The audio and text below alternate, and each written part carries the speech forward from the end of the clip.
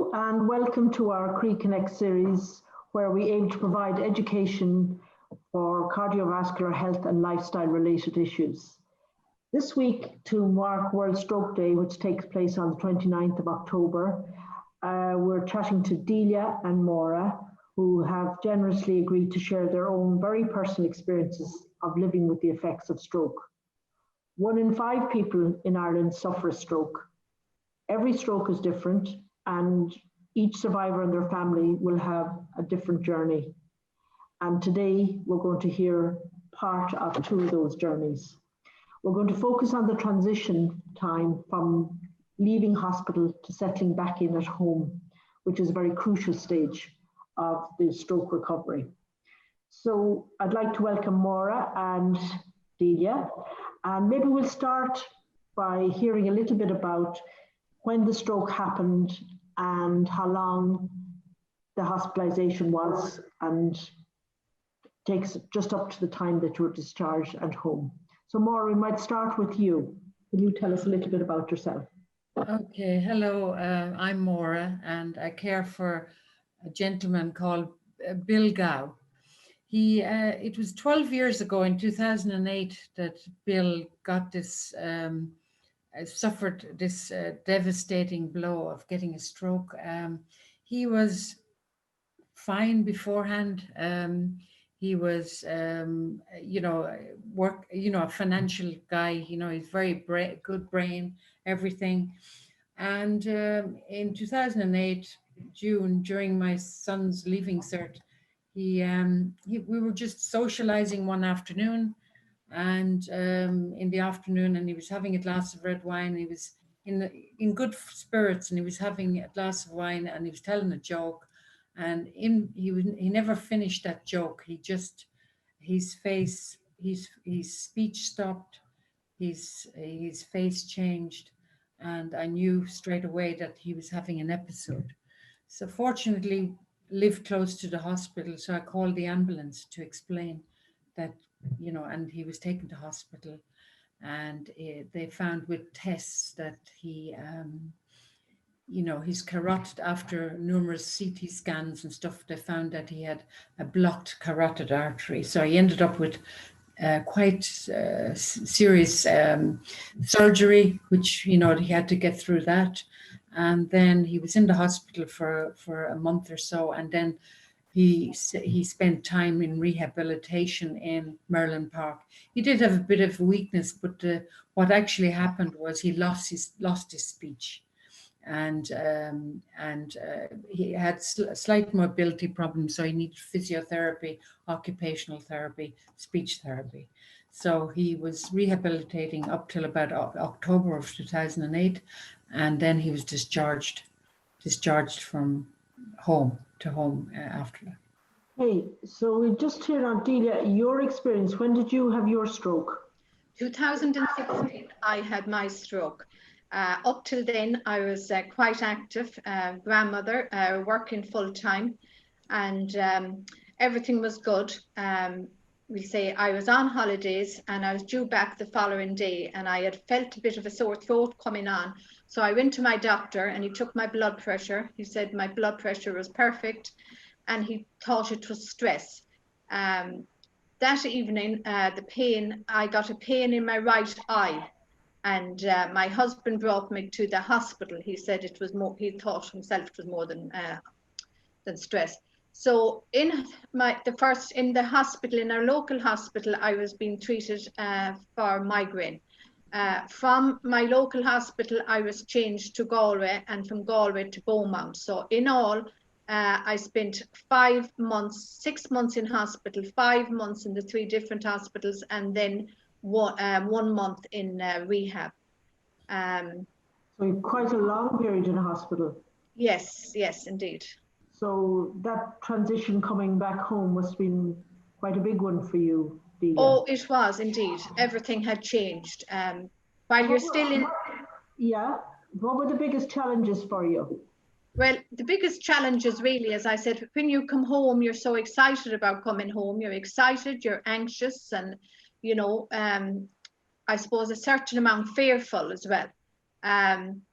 But I suppose we say coming home, I initially didn't think about it, but it wasn't until I was a day at home that you realize you're not able to do what you were able to do. I'm not a person for sitting, so I found it very hard to sit and to be treated again, I suppose, which I was a patient, even though I was home, but to be treated, and even though I was very lucky also to be treated the way I was.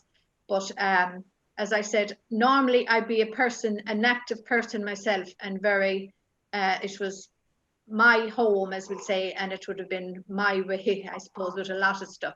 So a lot of that had to change. And what sort of disabilities did you suffer after the stroke, Delia? What way were you when you came home? Well, when I came home, at that stage, you see, I would have lost my voice. I did lose my swallow. I had my walk was taken, my left side, my whole left side. Now, through the physio, I had built up on the left side, and I was walking with an aid, but not too far. So I came home in a wheelchair, and for a while I was in the wheelchair, and then I went from the wheelchair to a walking aid.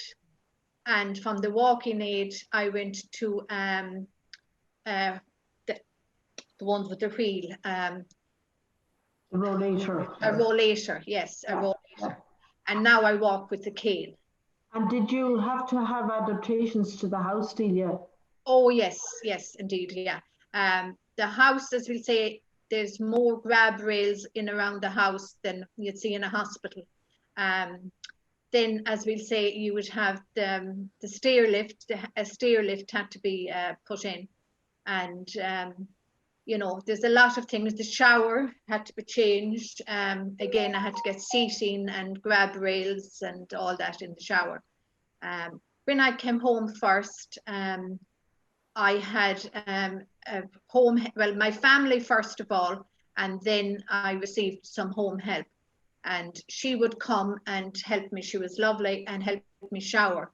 Now, that was a big thing for me because I'm very private, and I wanted so badly to be able to do those things myself. And thankfully, now I can do all those things.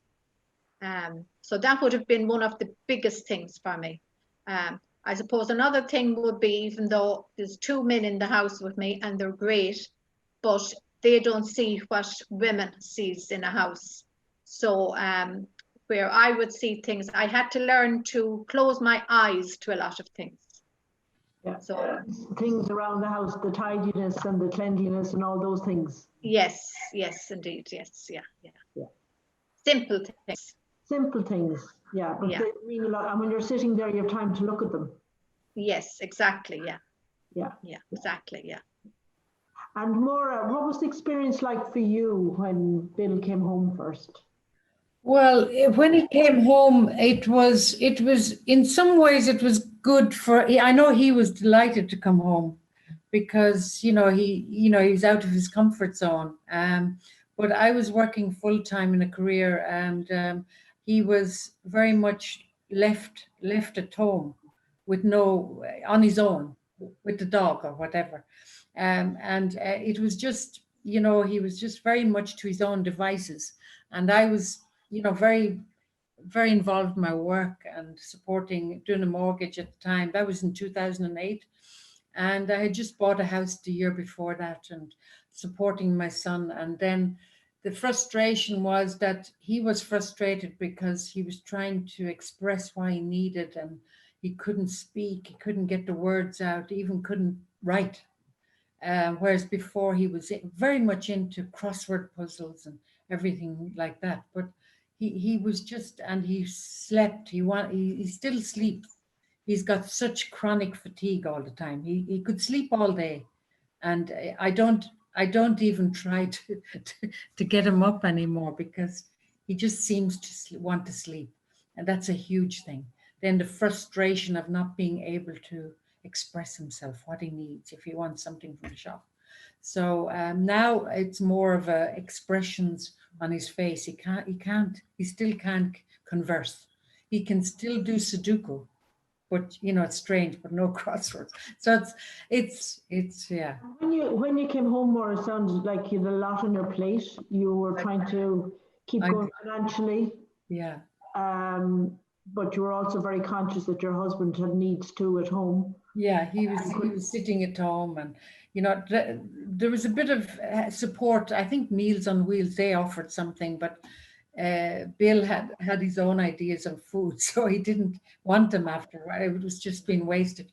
So then I want to add that since in the last few years, with the support of Croí and with chair yoga, I know he enjoyed the exercises, the rehabilitation, and the education programs, and the Croí support groups meeting once a month. All of that has been great. And I just wanted to add that from the time he got his stroke in 2008, there was no respite ever. If I asked about it, say, oh, well, you can't, you know, it's not available. So respite was always a miss. And it's been always a problem for me to just get away, to be able to get away. And that is something that is so lacking for people who need carers who need that. Yeah, it just isn't available. Not available. And it should be a right. I really think it should be a right. Yeah. And the impact on your two boys? The two boys, actually, they lost their dad in one sense, you know. They lost him from previously being chatting. What would you think the thing they missed most in that when he came home first? They must have been looking forward to seeing him. Yeah, of course they were happy that he was alive and all of that and being home, but to be able to converse properly, you know, there were two young guys. One was 17, still so young, the other early 20s. Just to be able to, you know, about asking questions, you know, about, he was never able to answer questions about anything after that. His life was lost in that stroke, his previous life. And did the full impact of that hit you when he came home more as against visiting in hospital? It did hit me, and I actually, for me, it was a grief for me. It was a grief for my sons. They were grieving, but they don't talk much. The guys, they don't talk much. But I still feel the grief for them. They have grief, and you didn't have a lot of space to do your grieving either, trying to keep everything going. I've had to reinvent myself, and many more people, families have to do that, reinvent themselves. I know there's so many different types. But there are things we're never prepared for, what actually happens. Nobody is ever prepared for it's an accident that, you know, nobody's prepared for the outcome, because every stroke is different and every event is different. But I must say the Croí offered a safe space for you to open up. The speech therapy, the occupational, everything. It was just chair yoga that they offered.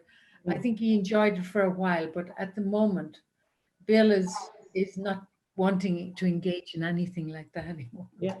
So you're still transitioning in lots of ways, Maura. All the time. Yeah. It's life-changing. Life-changing. And Delia, what were the things that helped you most in that transition? Because as you were saying, you felt in a kind of protected environment in the hospital and arrived home then. Arrived home then, as I said, and I found it very hard, as I said, because really my whole life was gone. But we'll say after a while, I too went to Croí. I did the chair yoga and I found it very beneficial. I also, we'll say, would have went to Crest, and I found Crest very beneficial. And I also go to the Mayo Stroke group once a month, which is very beneficial, meeting people like myself and talking. And I would have found all those things very beneficial. I also find the internet, even though I'm not great at Zoom and stuff, as you can see, setting up, but there is a lot of different programs on the internet life supports, as we say, stroke, different programs for strokes, and you can get the exercises, and you can get for aphasia, you can get different exercises. There's a lot of stuff for people that doesn't want to go someplace, but if they can, or someone can connect them into the internet, there is a lot of stuff on there as well. But there is. Would you? Yeah, you were saying, Delia, for you, a lot went over your head when you were in hospital. Yes. But for you, Maura, were there things, that information that you got that proved useful when you got home, or were there things that you'd like to have known more about that you didn't know?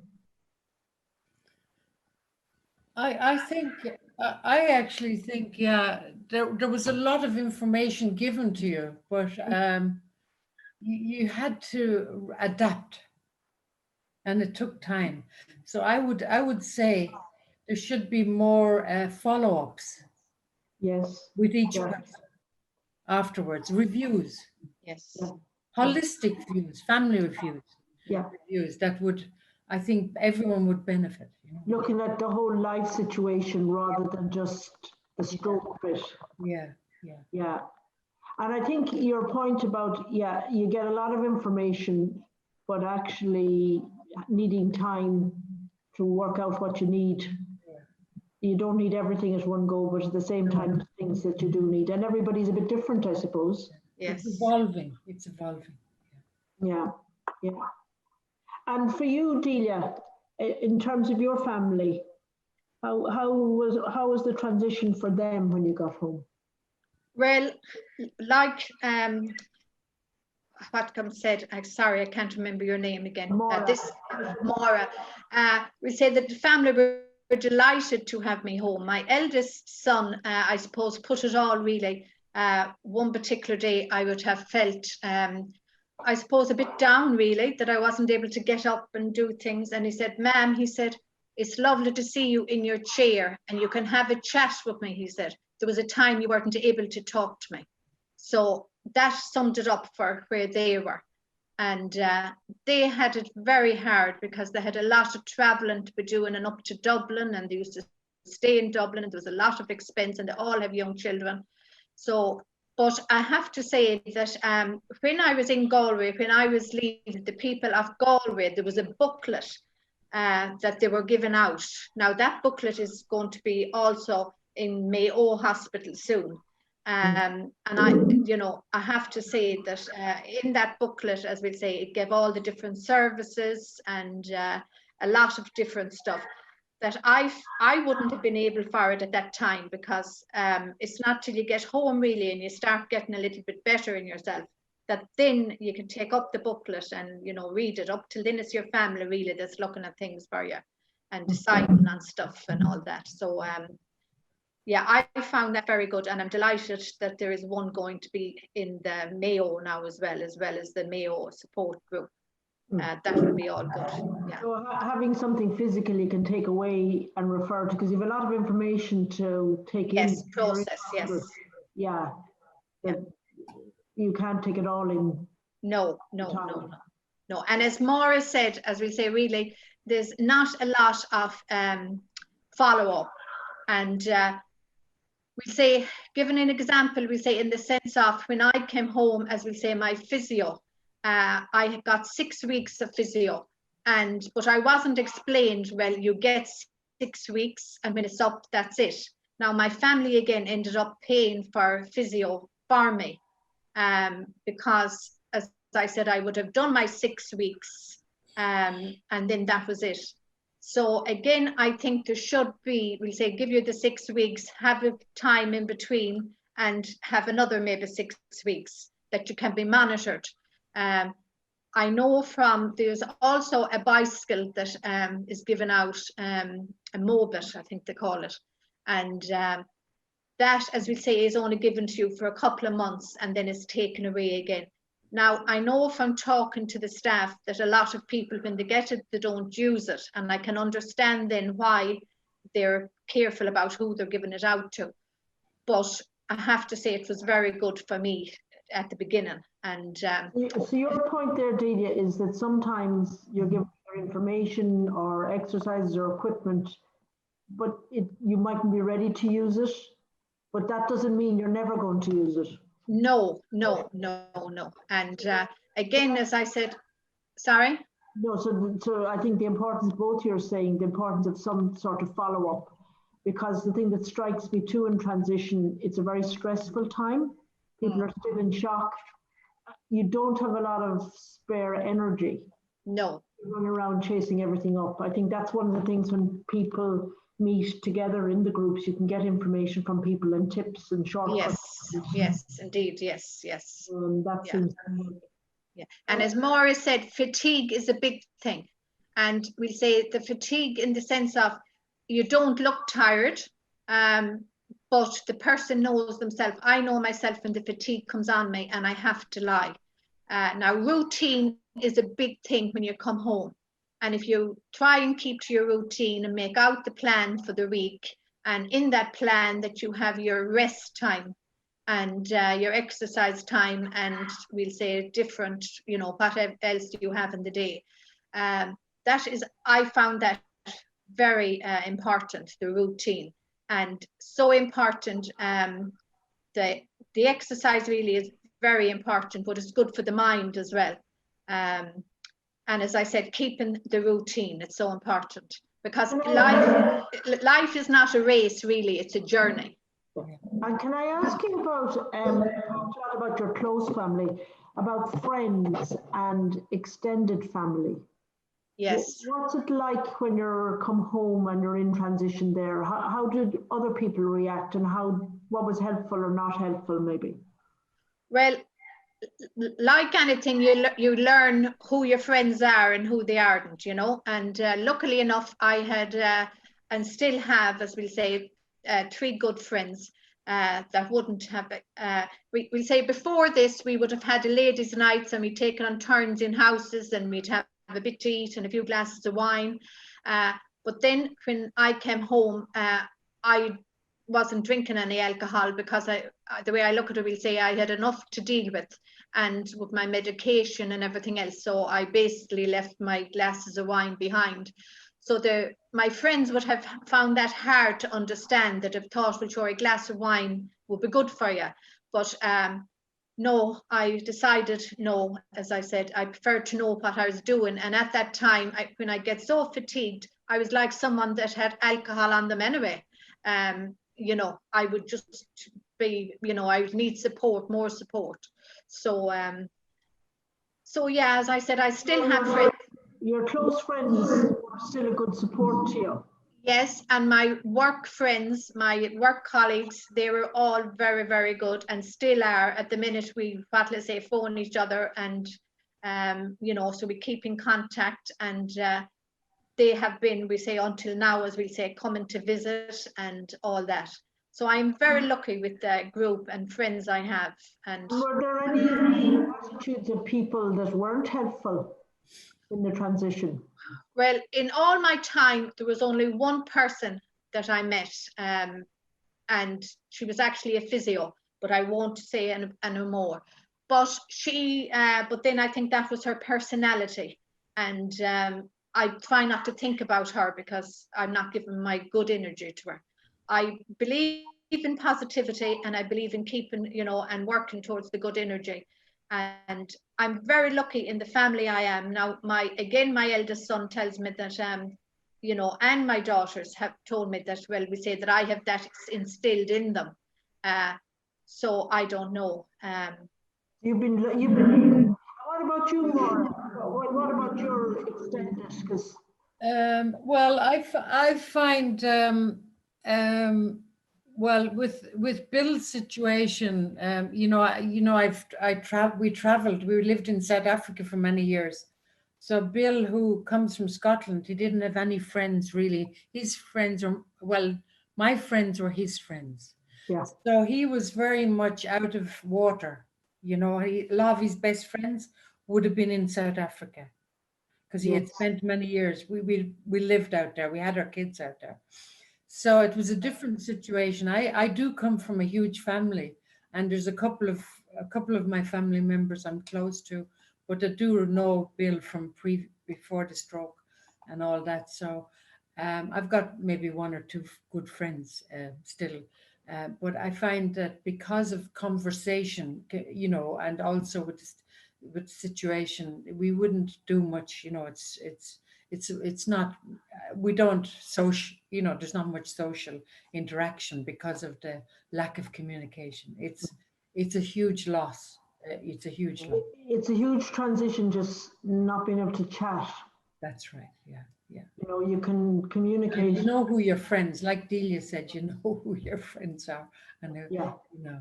Yeah. I think some people, when they don't know what to do, when they feel for you, they feel awkward and they tend to avoid, or Yeah. they And just you're better off not seeing them. Yes, keep the yes, yes. positive energy. So I'll ask you now, if there was one piece of advice, I'm thinking of people, and I'm thinking of this time of COVID too, what it must be like for people they're coming out of hospital more quickly because they don't want people to be at risk, and coming home, like during this time of COVID, the transition must be quite different. Mm. Well, But again, I really feel for people, especially people that haven't got family, because as I said, I am so blessed with my family. I don't know where I would be without them. But I feel, as I said, that there should be something out there for people that don't have the supports. Again, in the follow-up, as we say, to see how is people getting on, that there should be something in the follow-up for people. What do you think, Maura, what do you think about the impact of COVID? well, I think it's adding a new dimension of complication for people who've had a stroke. This COVID, the isolation must be so much more. So I would say my advice would be to maybe support groups would be to make sure that someone has technology to link in with support and Zoom. Teach them if even there could be some people who are not technology savvy as well. But even phone calls, phone calls or something like that, but it's adding a new dimension of hardship for people and family. Yes. Yeah, so there's extra things but what you're saying is, do think about the technology, that it might seem like a luxury or an added extra, but it's actually quite crucial at the moment. Necessity. Yeah, because so much of the services are online now, never mind just general support. Yes, yeah. And if they can get out in the fresh air, with someone or whatever, but just getting out every day. Yes. Change, is something. So the last word, I just maybe summarize some of the services that are there in terms of support from the Croí perspective. And then I'll give the last word to you. You can be thinking about it just while I'm mentioning the few things that Croí have to offer. But just maybe, what is the thing that's kept you going most? Maybe just in 2 or 3 words. Just think of the words while I'm giving people the details. So Croí has a few things organised in terms of stroke support. So you can ring HeartLink West at 544310 or contact them at healthteam@croí.ie. Croí also have a website and Facebook and social media. You can find details of different things happening connected to cardiovascular health. There's also a My Stroke program, which is designed for people who've survived stroke and their families, to support them and educate them on different aspects of stroke and living life to the best after stroke. There are also several support groups in Mayo and in Galway. We have been meeting on Zoom once a month, and those are recommencing now. And there's also a communication group for people who'd like some conversation practice and meet other people who have communication impairments after stroke. So you'll find details of these on the website. And for younger stroke survivors, we're hoping to start a new group. And when I say younger, I mean people of working age. So I'm going to give the last word to Maura and Delia, because I think you've been fantastic what you've shared, and I hope that people will find it as helpful as I did listening. What's your final word? What are the words that come to your mind when you think of what's helpful during transition from hospital to home? What are the things? Embrace the change and evolve with it. Embrace the change and evolve with it. That doesn't work. That's, Yeah. and Delia, have you? Yeah, mine, I suppose, really is something the same. It's acceptance, and just, you know, it's very hard to accept, but as soon as you accept, you get moving forward, and it's all about moving forward. And again, as we say, the support groups, as you mentioned, as we say, Croí and Crest and the Mayo Stroke Support Group. I think any groups, and especially if there's anybody on the internet, there is a lot of stroke support groups in there if you put in stroke support. And I think it's important, you know, sometimes people don't want to go and meet people, but if they go online, they'll still learn a lot and get a lot of support. That's me. Thank you. So thank you very much, both of you. Really appreciate it.